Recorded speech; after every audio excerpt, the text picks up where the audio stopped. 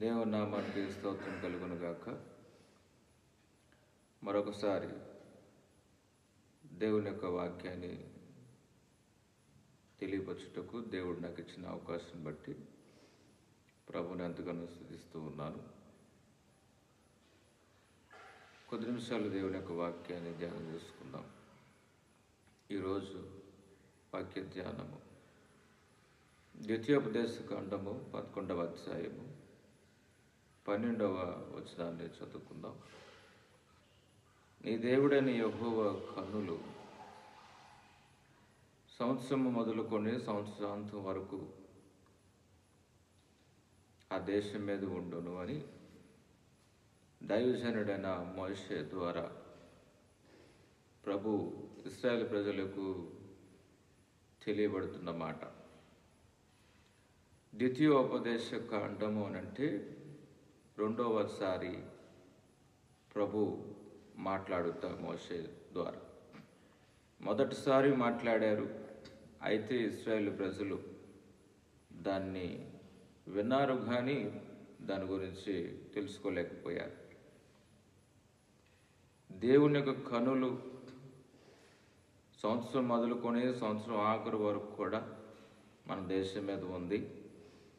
కాబట్టి మీరు జాగ్రత్తగా భయపడి ప్రవర్తించాలని మోషే తెలియపరిచారు. కనుక మనం కూడా సంవత్సరం ఆఖరిలోనికి వచ్చేసాం. ఈరోజు ఆఖరి దినము.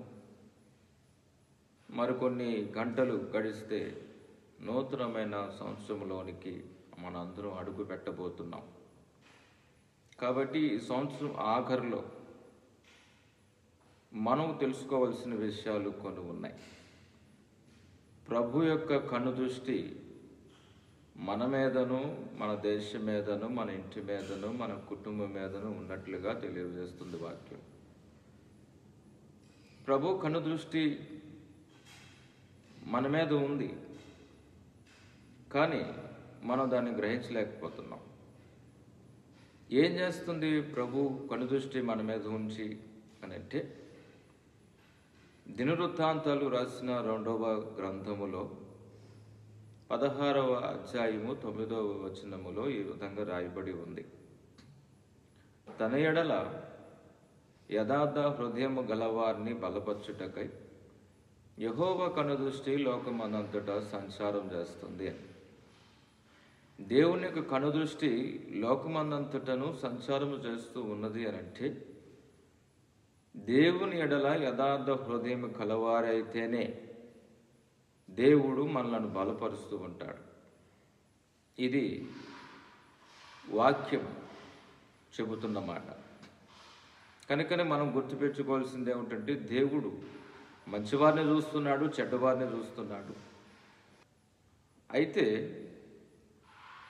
మంచివారు చెడ్డవారు అని దేవుడు ఎలా వేరుపరుస్తాడు అని అంటే, బైబిల్ వాక్యం మనకు చెబుతున్న విషయం ఏమిటంటే, యథార్థ హృదయం కలిగినట్లుగా ఉండాలి. ప్రభు పట్ల యథార్థమైన ప్రవర్తన కలిగినట్లుగా ఉండాలి.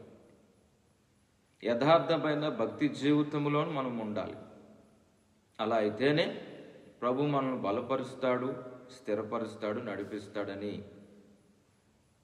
వాక్యం మనకు చెబుతుంది. కాబట్టి యథార్థ హృదయము, యథార్థ ప్రవర్తన ఎప్పుడు వస్తుంది అని అంటే, భక్తుడైన యోబు గారిని మనం కొంత జ్ఞాపకం తెచ్చుకోవాలి.